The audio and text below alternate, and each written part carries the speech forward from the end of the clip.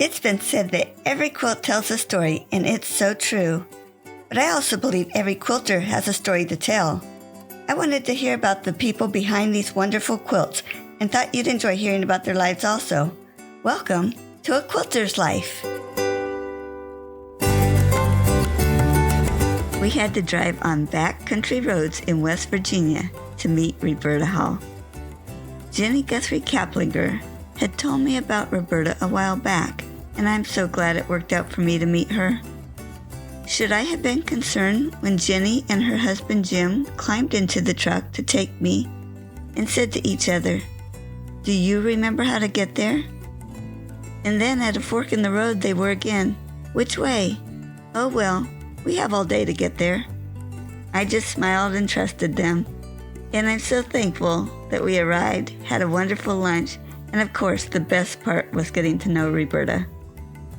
I know I don't remind you on each episode to go to the A Quilter's Life website to take a look at the beautiful quilts that are on each episode page. But you will want to take a look at Reberta's. Throughout her story, you'll hear how she loved to sing and she loved poetry. She shared several quilty poems, quilts, and pictures of her life, and those are all on the episode page, so take a look. Thank you, Reberta, for joining me on A Quilter's Life. I am so excited to hear your story. You're welcome. I wanted to start with Jenny Guthrie Kaplinger is your friend and evidently relative. So tell me how you got in contact with Jenny. Well, it was through quilting. I saw her grandmother's quilt in the quilt show at the Blennerhassett. And it said, made by Balderson. Anyway, I said, oh, I knew her. And so I asked somebody, and they gave me Jenny's number. And I called her, and I said, I knew your grandmother. She was my dad's first cousin. So that makes Jenny and my girl's third cousin. So we're family. Yeah. That is so neat that you got reconnected that way. We think so. We enjoyed her shop in Marietta. We've been there, and we've been to see her in Vienna. And she's been out. She made that family tree hanging for myself. Brought it when she came, so. She's so much fun to be around. Right. Talented. Oh, very. Well, let's start back and share where you were born and raised. I was born in Newell, West Virginia, and my father and mother worked at the potteries there, the Homer Laughlin potteries. But when the Depression happened, my father lost his job first, and Mom said he was the first house husband because he took care of me while she still had a job. So I think I've always been a daddy's girl. When I was probably 5 or 6, a person said to me, oh, you look just like your mother. And I said, I do not. I look like my dad. So she soon got laid off, and they had to come home to family because it was a depression. So they came to my grandparents for a short while, and then we got the farm on the same area. And the farm was in West Virginia still? Yes, Summerville Fork. About 1932 by then, I think. I had my first birthday at Newell. Okay. And can I ask how old you are now? Yes, I'm 94. 94. You don't look 94. I'm like Garfield. How are you supposed to look? My memory's failing. My eyes are failing. My ears are failing. I can't sing anymore, which is really sad.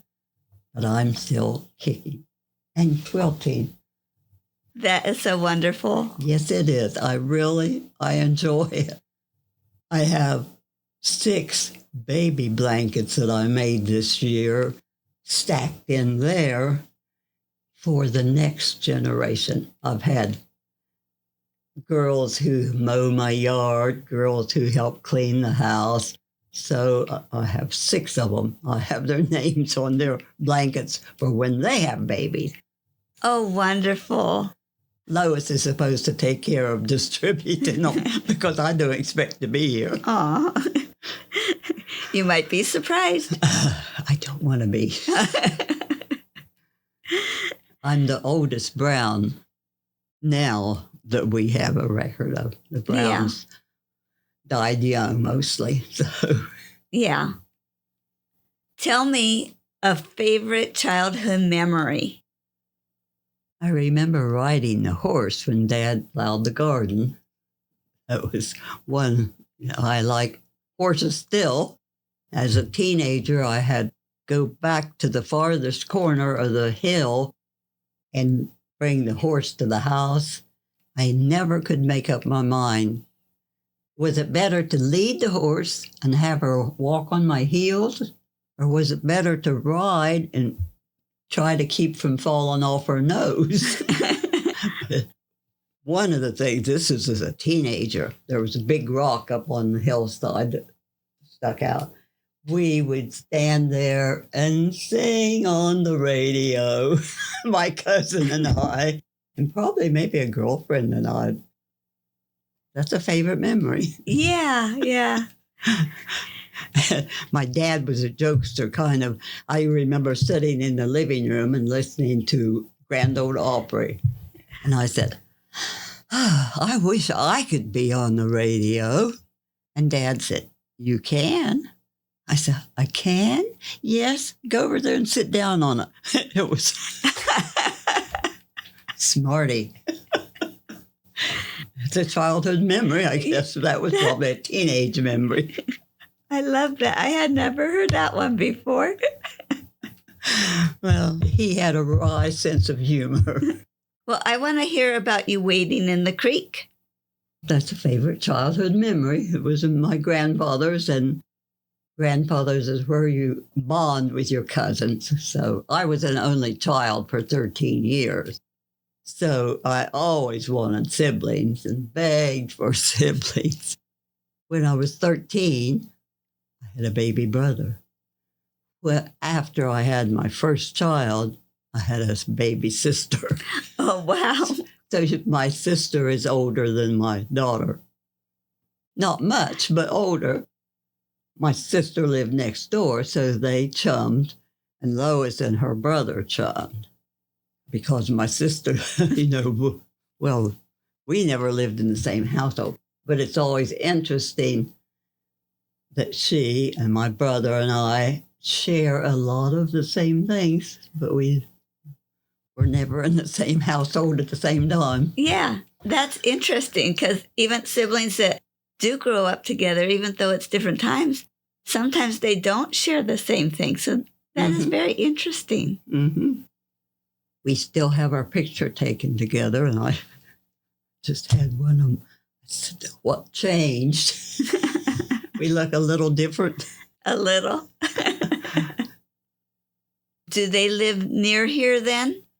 My brother lives in Mineral Wells, and my sister moved to South Carolina after her husband retired. They did live in Parkersburg. We always have a family tradition. My dad built a fireplace in the backyard, and we had 4th of July breakfast. So we still have breakfast on the 4th of July outside as a family.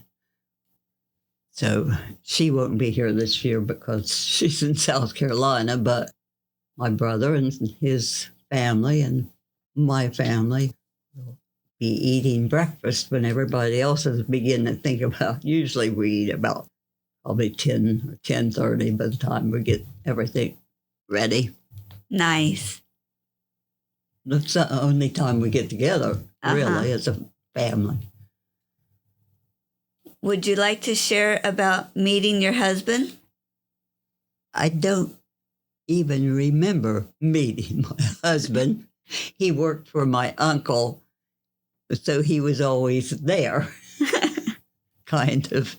He was a truck driver. They had a trucking business, and Actually, I asked him to take me to my grandmother's to stay the night, and in my diary I wrote, I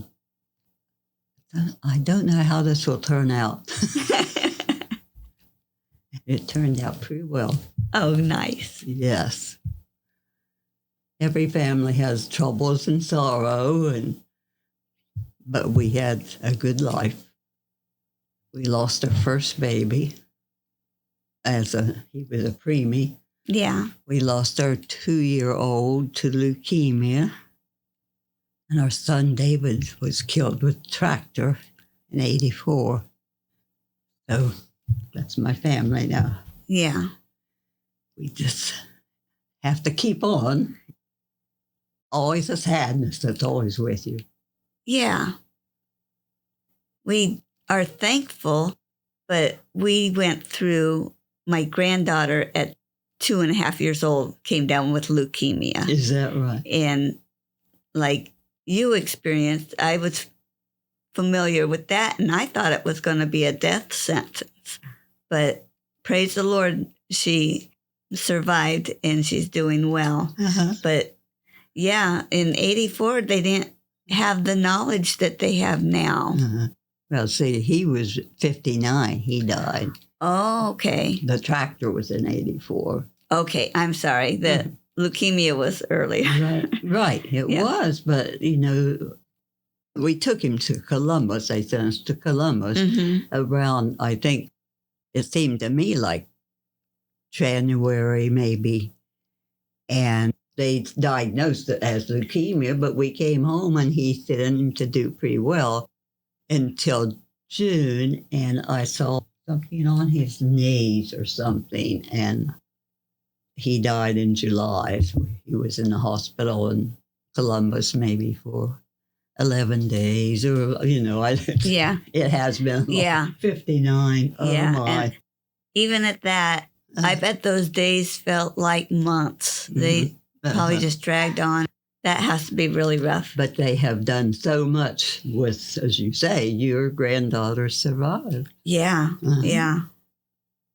It's wonderful what medicine has done. Yeah, what they've learned since. So, yeah, we're thankful, but it had to have been really rough. Mm-hmm. You told me that you've been living in this house for over 70 years. That's right. Can you tell me how? See this table?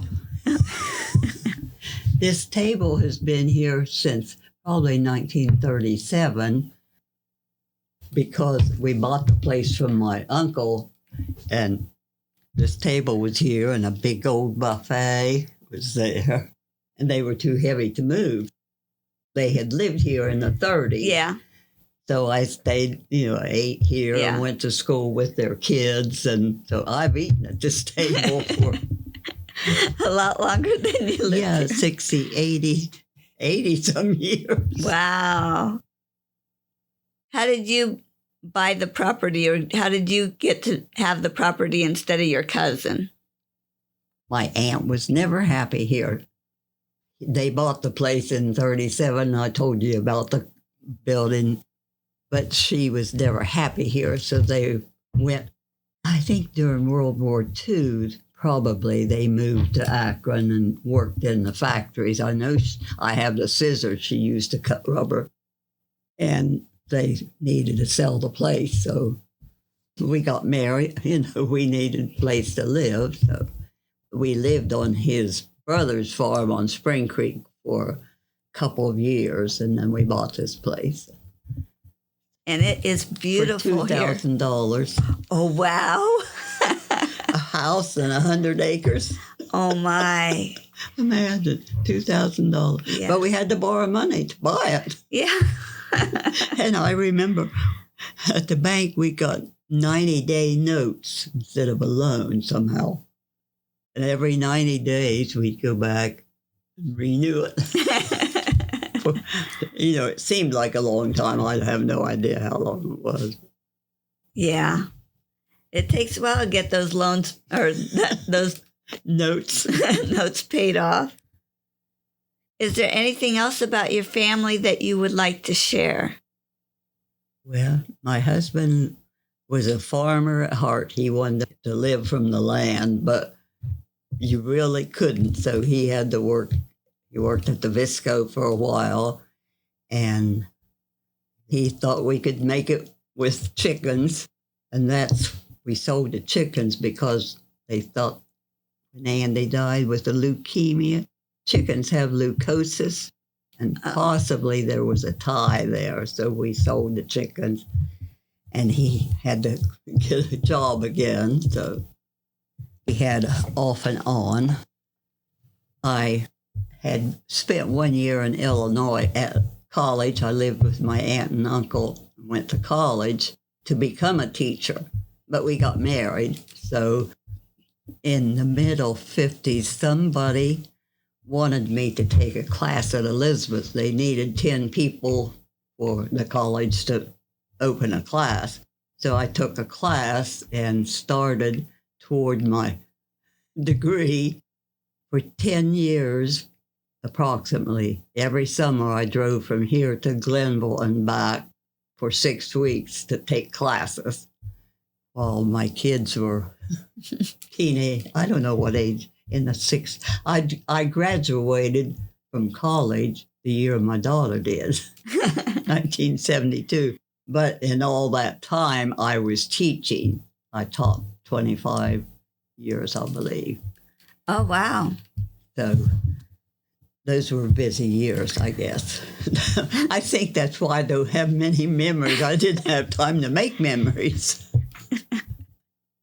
In some years where I was so busy, I call them my black years. I just can't remember details about them. Okay. Yeah. So you know what I do. Speaking about. You just get so busy. I don't know how many greats you have, but if you could talk to future generations of yours, how do you think your family in the future will look back on your life and describe you? I'd like to think they would see me as an optimist, always trying to look for the best. But I tell myself I'm really a pessimist, trying to pretend to be an optimist. I enjoyed life. I think they all know that. One of the songs that we sang in high school, I was in the chorus, was, I love life, I want to live. I enjoy all the fullness, take all it can give. And, I do. I have had a wonderful life. So I hope they think of me as a happy person, looking on the bright side. And then is there something that you would like to say to them? I really, in a way, trust in the Lord with all your heart. He will direct thy paths. If you do that, you are looking on the bright side. Yes. Reberta, thank you for that. Well, then, childhood memories, back to that.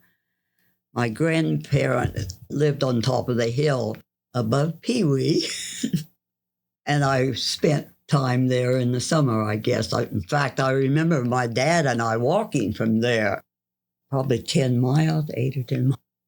But I can remember sitting on the front porch, two old people singing the Haven of Rest. They had prayer in the morning, prayer at every meal, prayer in the evening, and sitting out there singing the Haven of Rest. Do you know that song? I do. Okay. Another one of those memories is I had cousins from East Liverpool or Chester New, whatever, who would come, and she could play the organ. And we'd go back in the parlor, and she would play the organ, and we'd sing our hearts out. Beulah Land, I think it is. That's the only song I remember we sang, but just looking back, we enjoyed that so much. And she and I have kept in touch all these years. So that was a happy time. Oh, yeah. And my grandparents did, I did have a Christian upbringing. Remembering, I lived up there I don't know if you noticed a little white church up on the ridge as you came by. That's where we went to church. In the winter, we walked. We would walk up the road, perhaps at night. I can remember the next door lady had to carry the lantern so she could see. And sometimes we walked up a hollow. And the maddest I ever saw my mom was talking about religion. But anyway, we were coming down the hollow from church, and there was a tree across that little run, and I had to go prancing up that tree. Coming back, I slipped and fell in the creek. And boy, was my mom mad. My Sunday clothes? I was probably 12, old enough to know better, but I'm an outdoor person. I love to be outdoors. And do you want one about my dad? Sure, yeah. They were really good parents. My cousin who lived here and I were close when they lived here. She was 2 years younger. He had some soda crackers, and we wanted some, that was a treat, soda crackers. We wanted more. He said, you've got enough, you don't need any more. Well, we thought we did, but then he was right. We couldn't eat all those soda crackers, so we took them out to the outhouse and put them down inside the seat. Who would think of looking for soda crackers in a toilet? He did, and I got a spanking from my dad. But honestly, those are about the only 2 times I remember of my parents being mad at me. Of course, I was an only child, so I was maybe a little spoiled. Oh, no. I'm sure my cousins thought so, because there were several of them. Other than quilting, what other crafts have you done? I told you about the stool painting. Yeah, tell me about it again.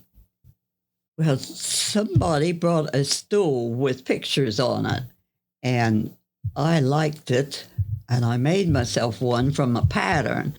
But then we bought nice, sturdy stools, and we painted pictures on the stool to commemorate whatever that person's interest was.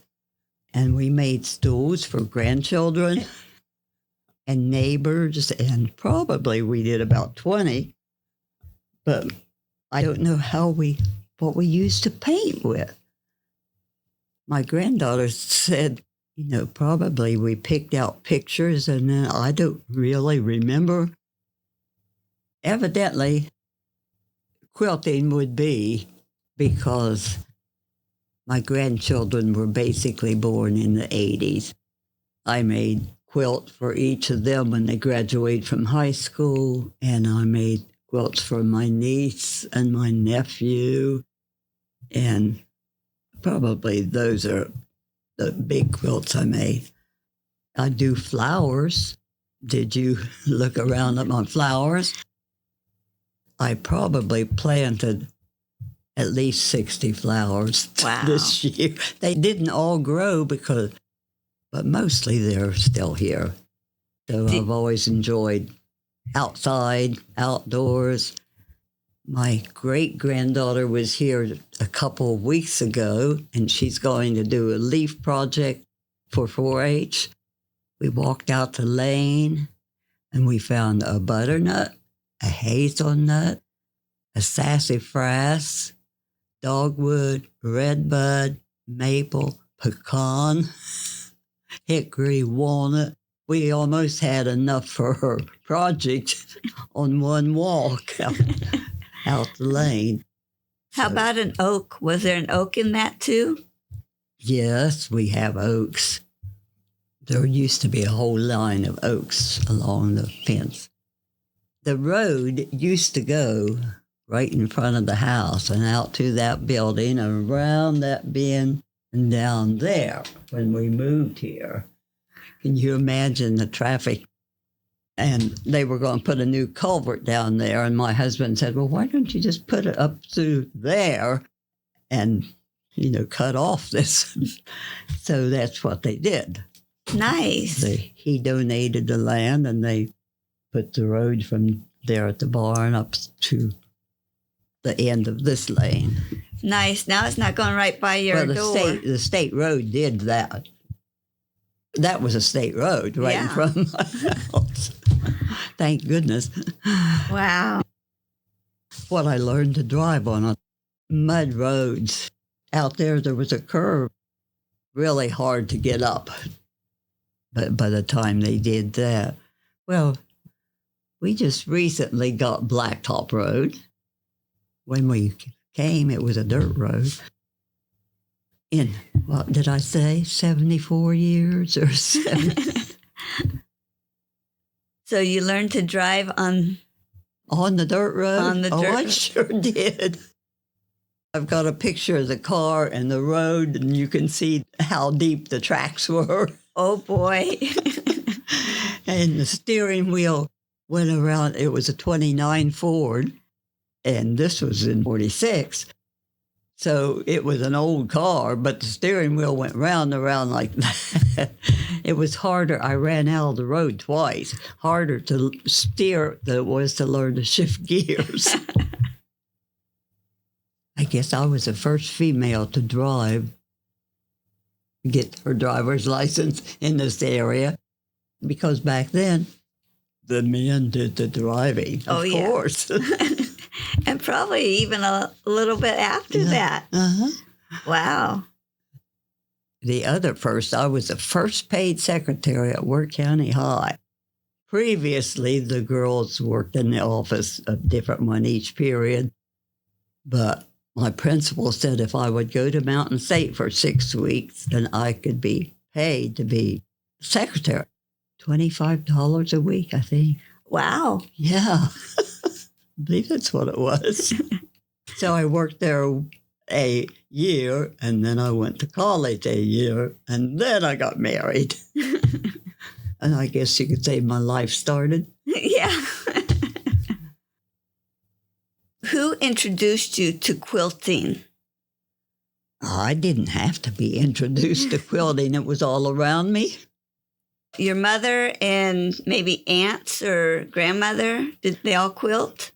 Yes, I have quilts that my grandmother made, but I never did learn actually quilt. I did those cushions over there. Maybe one of my aunts and I found some antique blocks, and we made cushions for each of my cousins. So that was probably when I started with quilting, was making those cushions. So we have a picture of my dad's yard with the quilting frame set out in the yard and a group of ladies up each side of the frame quilting in the yard at my mom and dad's. This corner was Grandmother Brown, and on this corner was Grandmother Somerville. So it was a family. And in this area, the Ladies' Aid quilted. They quilted for other people. And I think that they told me they charged a penny a yard. No, a penny. Surely not a penny an inch. Oh, gee, I forget what it did say.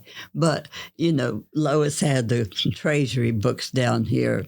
And even recently charged $35 for doing a quilt.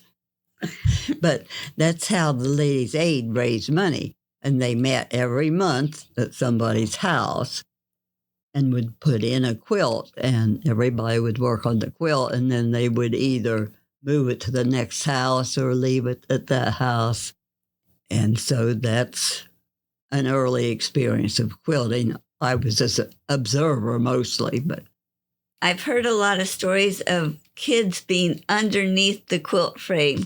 Did you do that as a child? I don't think so, but I do have I thought was funny story.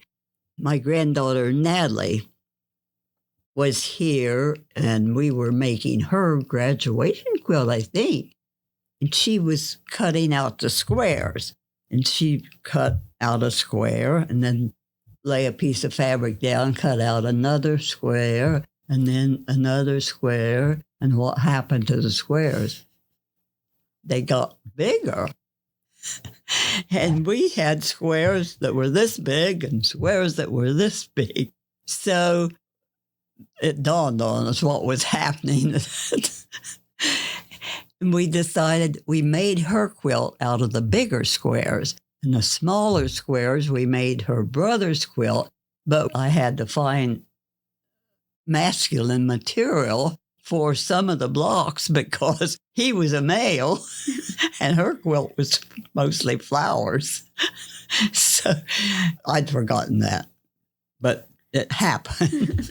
The other thing she said was sometime somebody was making her a quilt, might have been her other grandmother, but she wanted to quilt. So she took the needle and made some lines of quilting, but nobody told her to pull up the knots.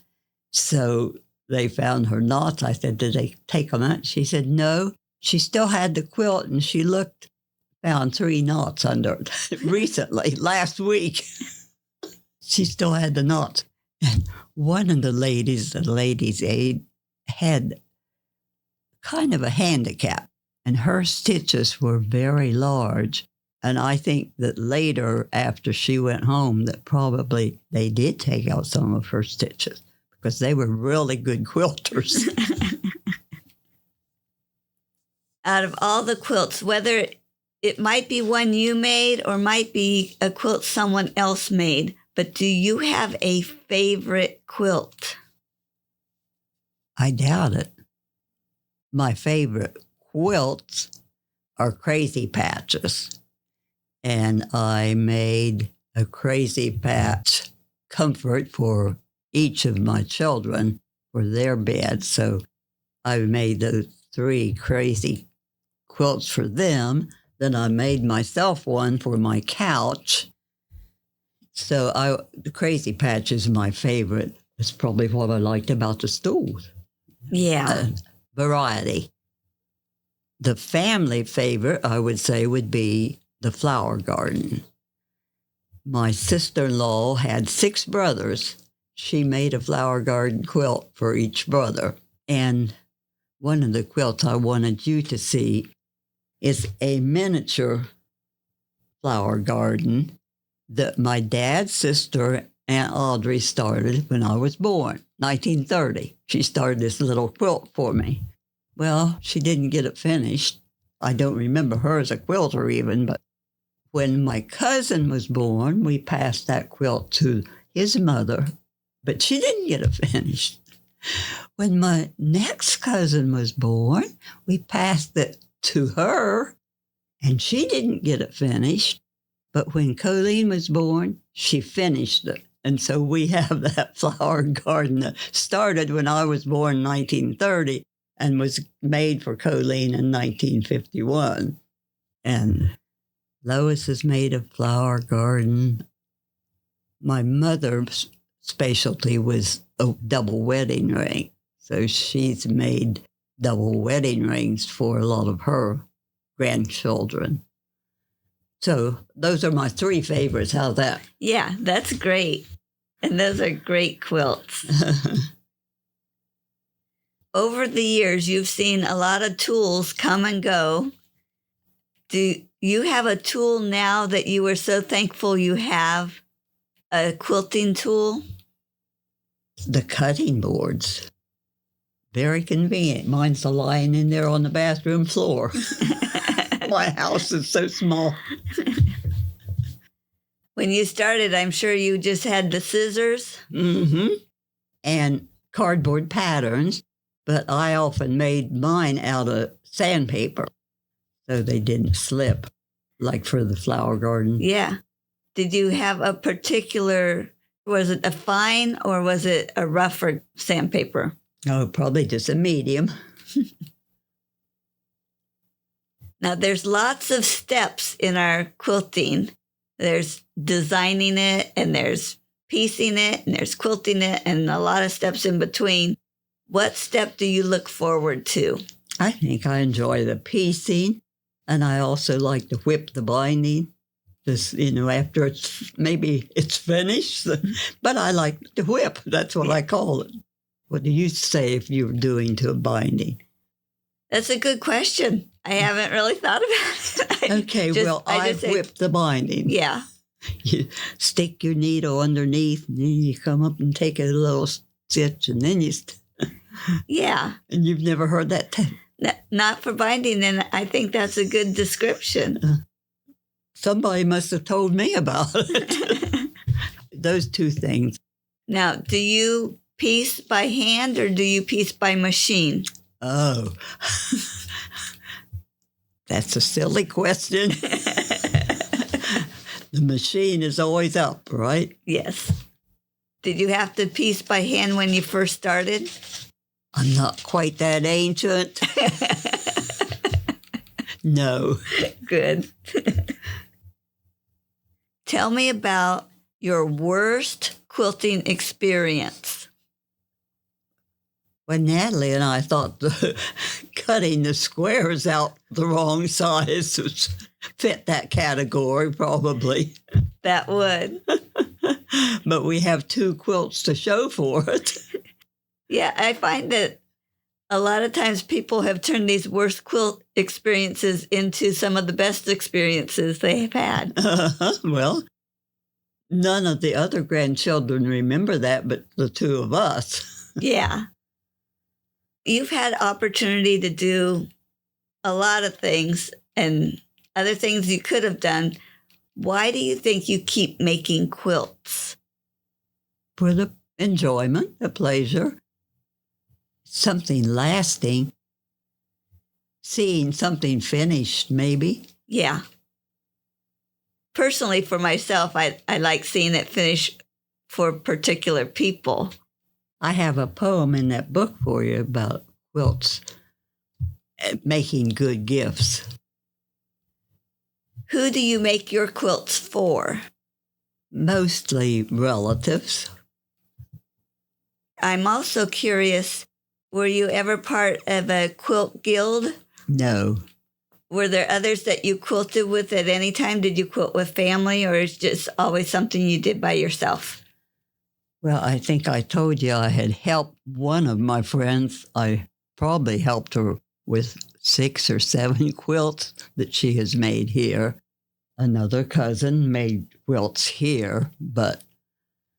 So you mentored other quilters? Yes. It was a fellowship time, as you said, but by that time our quilters had died, and by the time I might have started quilting, we had a church group over in Jackson County that was still quilting. So we've taken quite a few quilts over to them, and they just kind of, I guess I was a part of their group. I never quilted, but they just took me under their wing, and we took quilts over, and they quilted, and we paid them, and they came here. We had them for lunch in July. Usually they come over for lunch on the porch in July.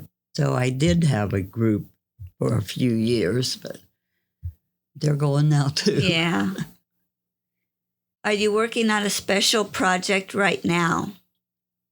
I told you I finished the baby blankets. I got them done. The only thing right now, I have, over the years, I've done a lot of throws for nursing homes. And I have done for the Linus Project. Oh, good. I have done baby blankets for them. They're in Parkersburg. Well, now you have some things to show me. Describe what this is. According to family history, this lady, Margaret Somerville, shared the sheep. My cousin wonders about that, but I think the women did take care of the sheep a lot. She combed and spun the wool, which she used to weave this bed coverlet. And that's what's left. The back of it is as attractive as the front. From here, I can't tell what the front is, really. That's all we have left. We're trying to get it assembled to take to the museum. She made this little sewing kit. Oh, cool. She made this quilt and gave to my grandfather probably when he got married in 1902. And that quilt is still in the family. Thank you so much, Reberta. I so much enjoyed getting to chat with you. You're certainly welcome. I've enjoyed meeting you, and we'll listen to your blog. Great. That would be wonderful. Goodbye. Bye. Thanks. You can find more stories on aquilterslife.com or subscribe on your favorite podcast player so each episode will be downloaded automatically. Also, I want to hear about you and your wonderful quilts. Please contact me, Paula Chamberlain, through the website to set up an interview. And as always, thanks for listening.